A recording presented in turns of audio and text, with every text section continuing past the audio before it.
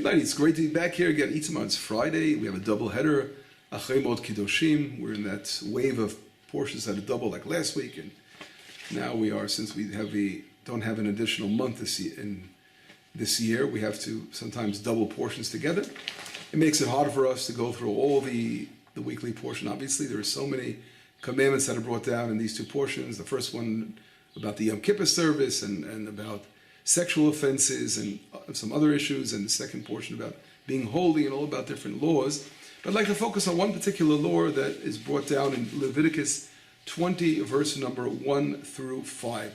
And here we see that the Torah sort of goes out of its way to sort of elaborate on this one. But it really begins in Leviticus 18 in Acharay Mot. So it's really mentioned in both of them. And we'll read the verse first starting with Leviticus 18:21. Umezaracha lo titein lavi la Molech, from your seed you shall not give over to Molech. Velo techalel et shem Elokecha ani Hashem. You shall not disgrace the name of your God. I am Hashem. And in Leviticus 20, as I mentioned, 5 more verses are brought down regarding Molech. So altogether in these two double-headed portions, we have 6 verses dealing with Molech. And it says like this: Vaydaber Hashem el Moshe lemon. God says to Moshe Rabbeinu, saying, Ve'el bnei Yisrael tomar, and say to the people of Israel, Ish me bnei Yisrael, every one of Israel, umin hager, and from the converts that live amongst Israel, asher yitein mizaro Molech, who shall give over from his seed to Molech, mod yumat amaaretz yigemu ba'aven. He shall be punished by stoning, the capital punishment over here. Verse number 3. And I will place my face upon that person and cut him out of the nation, God says. Because from his seed he gave over to Molech, leman timei et mikdashi, because he made my temple unclean, and he disgraced my holy name. But if people are trying to cover up for the person who transgressed this Molech without punishing him by capital punishment, verse number 5 is I will place my face upon that person and his family, and I will cut him off and all those who are going after him, for those who are going after the Molech, Mikerev Amam, from their nation, from their people. In other words, we see 5 more verses here regarding the Molech, and I'll reveal another verse in Deuteronomy 18, verse number 10. It says, Lo yimatzei b'cha mavir b'no v'ito be'esh. There shall not be found amongst you those who again put his child through fire, and kosem ksamim v'onenu nachesh mechashev, amongst others, like doing magic and all kinds of other kind of witchcraft, etc. This is also brought down. So we have already a 7th verse mentioned in Deuteronomy regarding the Molech. Why is the Torah elaborating so much on this terrible offense? And the answer is obviously that it was something that was prevalent at that time, for sure. Otherwise the Torah wouldn't have to be elaborating so many different verses on a particular form of idol worship. And we see, as a matter of fact, difficult verses, and I'll mention a few of them. Let's mention the book of Kings 1:11.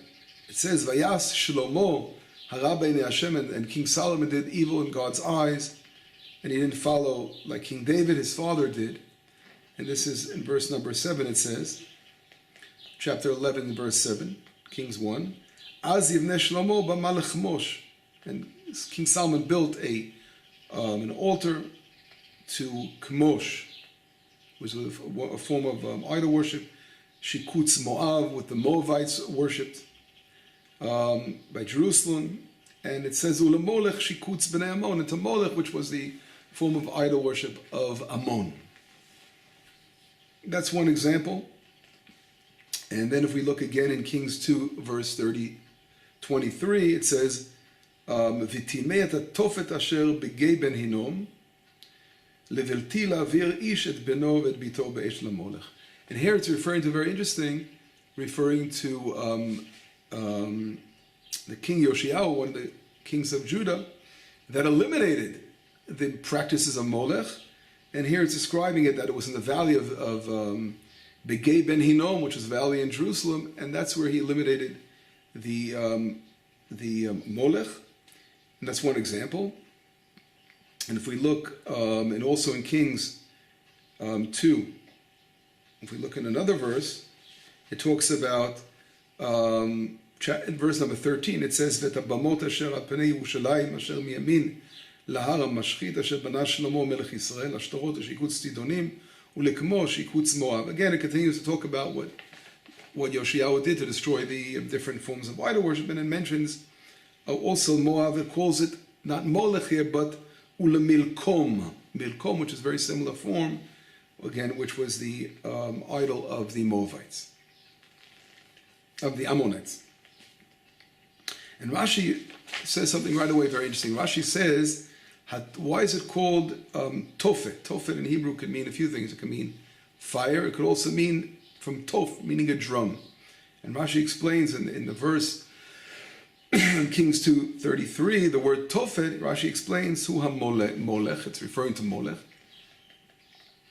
But Hashem sheyu ha-kohanim mikishim betupim, because the Kohanim would hit the drums, shelo yishma ha'av, so the father will not hear the cries of the son when he was burnt, when he was being passed through the idol, this idol form of worship. Terrible, terrible, terrible, terrible. No words to describe this. What's going on over here? What is this Molech all about? If we look in Jeremiah chapter 19, Jeremiah talks about in verse 3, he says, I said, listen to the word of God, the kings of Judah and Jerusalem. Thus says the Lord of hosts, the God of Israel, I will bring evil upon this place. Anyone who hears, his ears will ring to hear what's going to take place. And what does Jeremiah say? Because they left me and they made this place too foreign, like pagans. And they offered to other gods, which they did not know, them and their fathers. And they filled this area with innocent blood.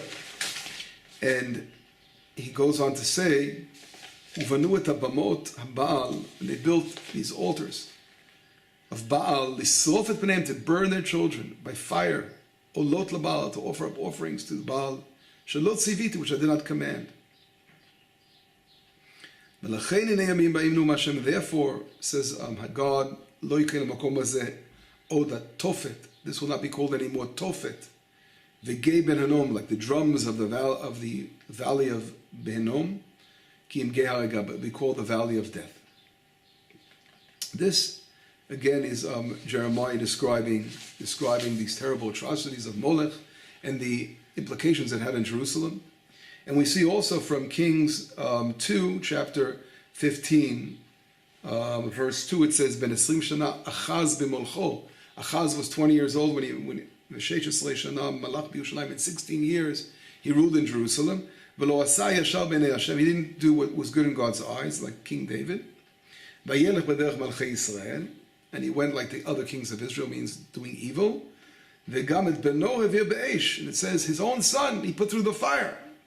Ki to'evot hagoyim, just like the abominations of the Gentile.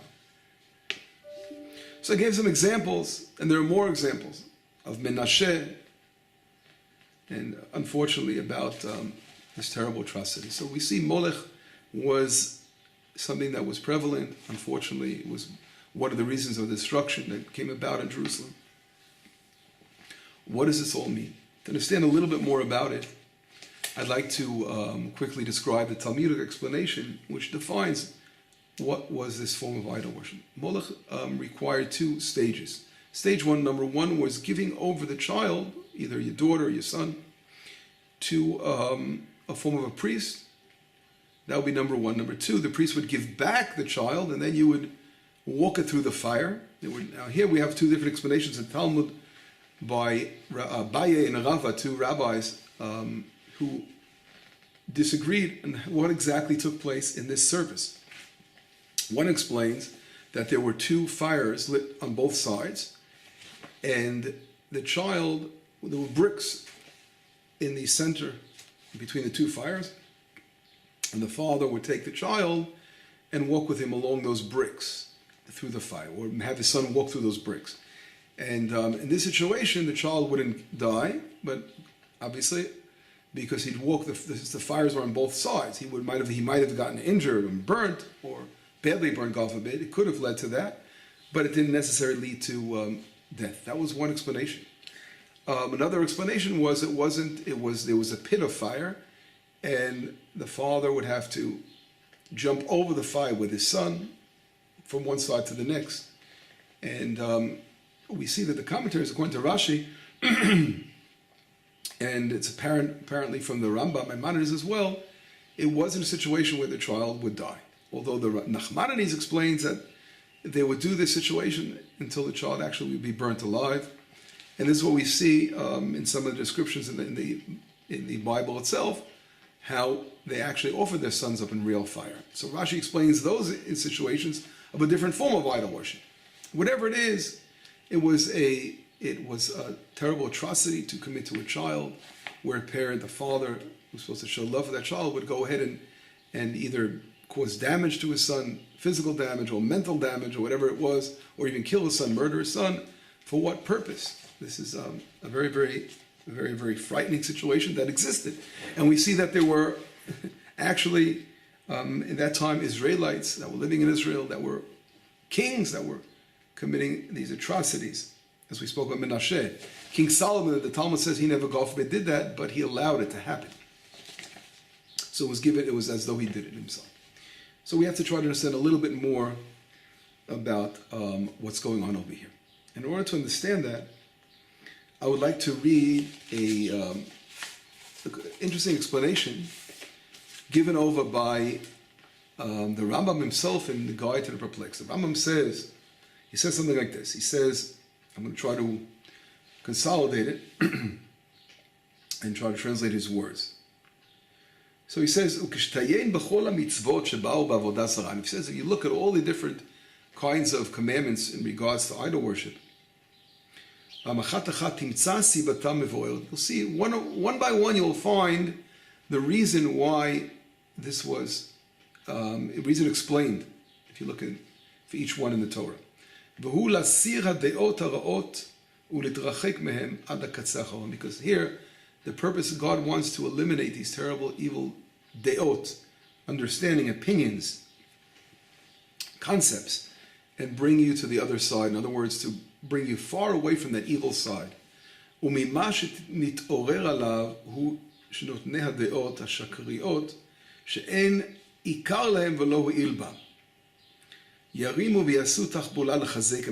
people, Rambam says like this, there are these crazy ideas where people who believe in them are going to try to bring all kinds of, tachbulot, making special tricks in order to get you, in order to strengthen their faith. In other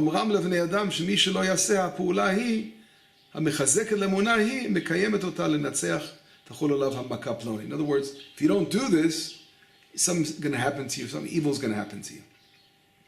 Some bad's going to happen to you.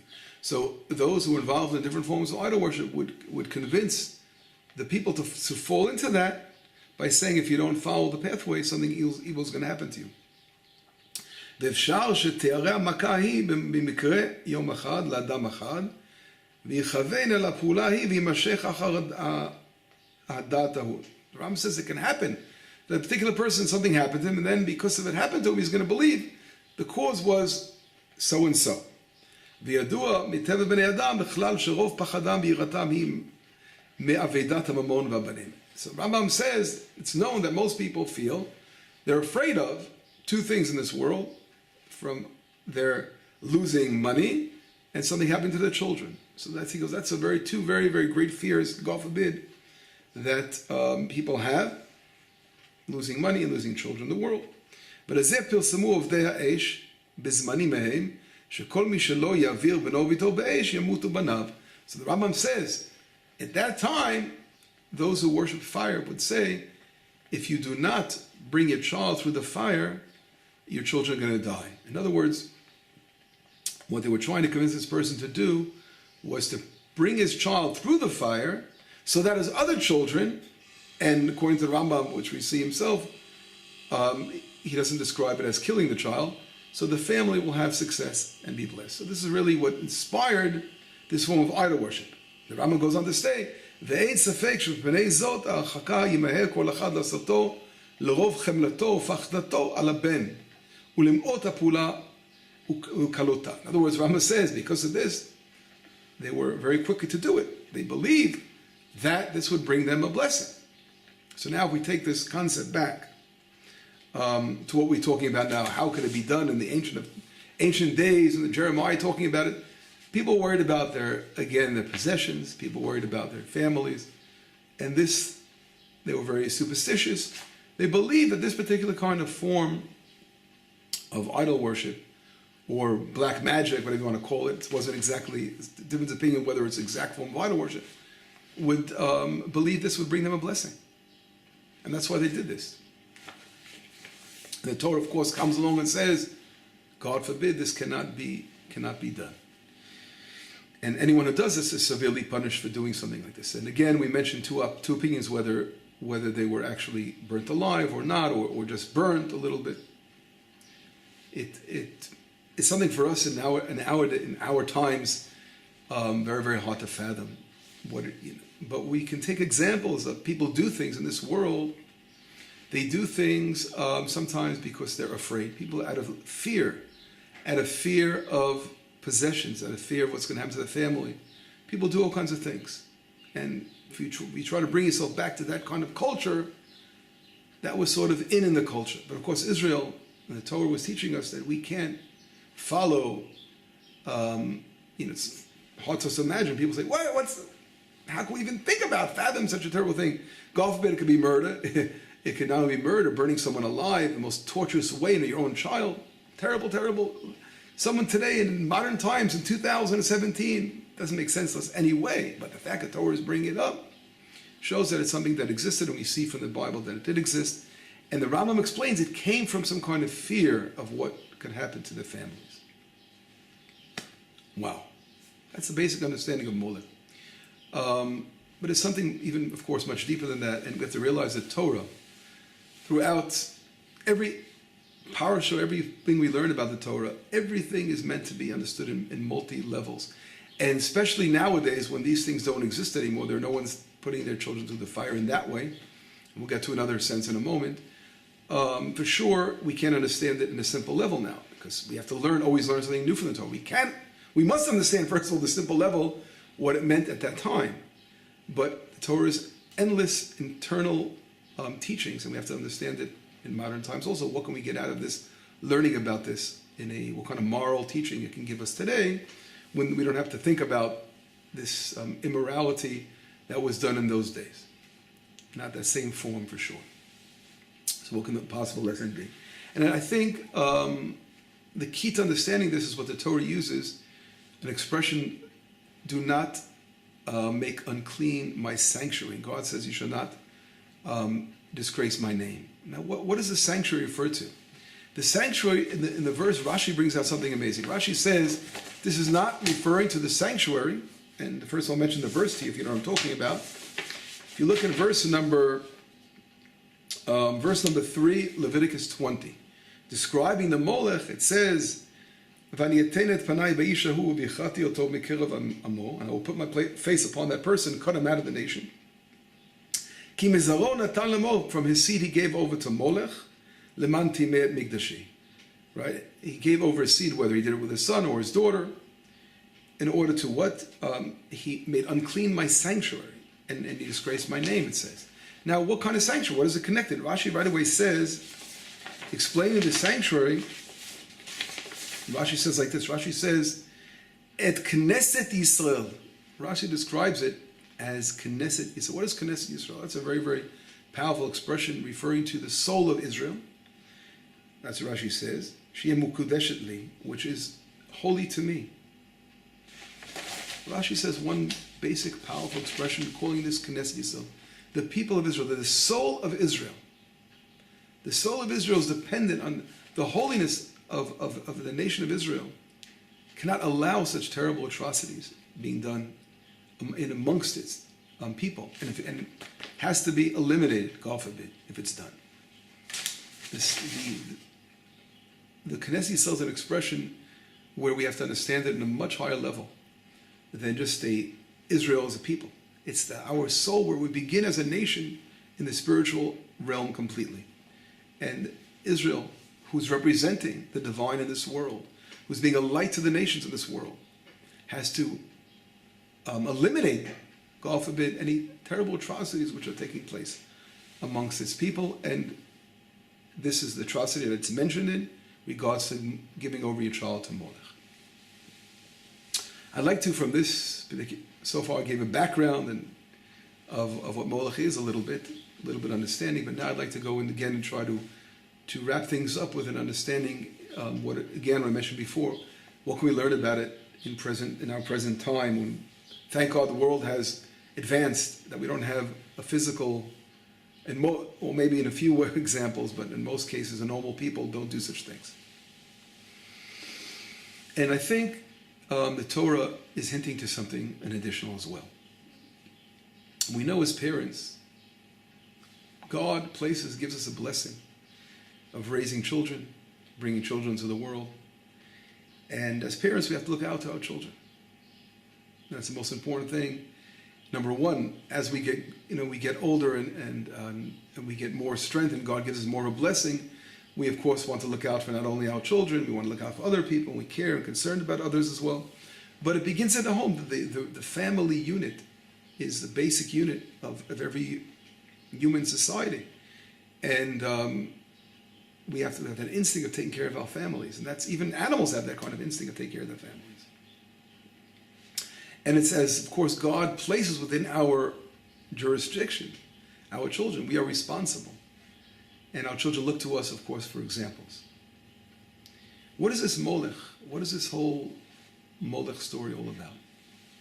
In order to understand a little more, I'll mention one point, that idol worship was looking at, there's an expression we call Elohim Acherim, other gods, false gods. And the expression Elohim is also a holy expression we call one of the names of God himself. But it really comes from this culture of idol worship. And if you look in the Kuzari, the book of the Kuzari in Ma'amar, in his fourth essay, he talks about exactly the term, what is Elohim? What does that mean? What is that form of a name of Hashem? And basically, idol worship would look at there are different forces in the world. For example, they were looking at the heavens and they see how the sun is moving around, whatever, the earth surrounds the sun and the stars. They saw different movements in the sky. And at that time period, talking about, the Kuzari writes about that each different force, they looked at, for example, the force of a planet that had a certain movement, and they saw the movement of, for example, the sun, which would go in this direction. At that time, they didn't realize the earth was moving, whatever. But they attributed a different koach, a different power to each of these orbits, because they saw different orbits. And they said, well, this has to come from this kind of power, and this has to come from another kind of power. In other words, you can look at science trying to find what is the cause of movement of the different planets in the cosmos, until, of course, Einstein came along with a theory of gravity describing the movement of everything in the cosmos.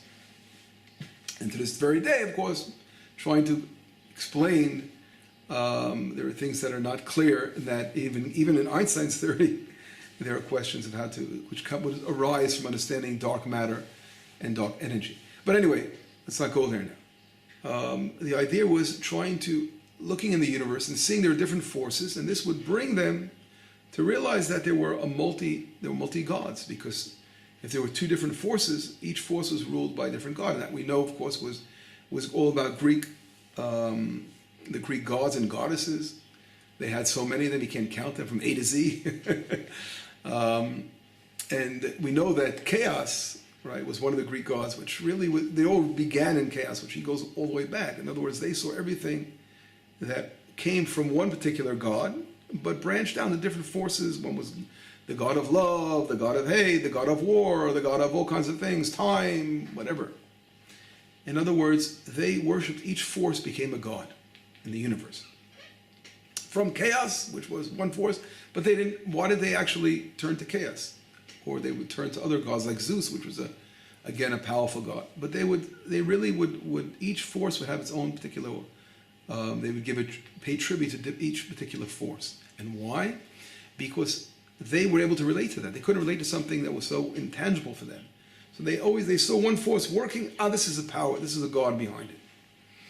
This ancient way of idol worship is really very, very similar to modern day. Today, modern day idol worship is a similar thing where people will have all kinds of other forces or intermediates that they're worshiping, that they're not relating to the one creator of the universe, but they're actually finding a different source. And the same way as well as physicists, atheists, or physicists today that are looking always to find nature. What is the force of nature? How did it all begin? It's always returning back to a natural force and trying to explain a theory that will explain everything. But in reality, they're actually looking at or they call it some kind of koach elyon, a high force, right? It's something almost a godly force, right? You can say, but they use the word koach elyon, meaning a very, very high power, something beyond us. But that's still an idol worship form because, in other words, they're relating God in a way to a force. And God is way beyond all of these forces. He's in control of everything. And beyond all these different forces, He's above it all. So when you're still looking for a force that caused everything to come into being, you're still looking at the energy, the force. You're looking at perhaps what brings about a certain change, even the beginning, the first source. But there's something beyond that first source with God, which we are way beyond our understanding. It's something beyond our human grasp. Everything stems from God, but we don't look at God as a force. He's above the force. And we can't, God forbid, explain God as a force. He's way beyond that. And that's exactly really the source of idol worship. Looking at different aspects in the world, different forces, being afraid of these forces and giving heed to them, or blessing these forces. And that's really, from there it began, and it branched out to this very day. There are different forms of idol worship, which I mentioned. Many scientists who claim that they are atheists, they really believe in idol worship. They're believing in a force. Getting back to what we're saying about now, I think we can wrap up with all this, the Molech. Molech in Hebrew could also mean for different things. Number one, a king, comes from Melech, who like to be a king, or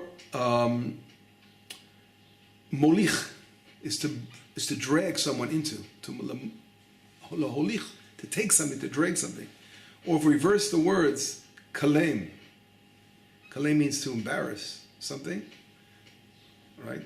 Klima is embarrassment, or it could be even, kalem could also be kalem, to nullify or destroy. It's very interesting, there's different roots within a word, which also reveals hidden aspects. And what am I all getting to now? Let's get to the point, Moshe. The point is, in that, as I mentioned before, as parents, and God blesses us with children in this world, we are the example for them. And when we create for ourselves, we are dragging our children into our personal fears, molich. We are dragging them to these personal fears that we have. We can, God forbid, bring about destruction to our children. In other words, if in a home we are an example, and we are showing that worried about money, as Rambam brings down the two fears, money and worried about, obviously there's good worries, and people should worry about making a living, right? People have to work hard. But in reality, when you worry, when you always on the table, a worry about money, for example, or something's going to happen to someone, God forbid, every moment, what are we really showing? We're showing a lack of faith. So you have to realize that God is above everything. And God places us in the world for a borrowed amount of time. We're here for 70 years, 80 years, 120 years, whatever, as long as we're here in the world.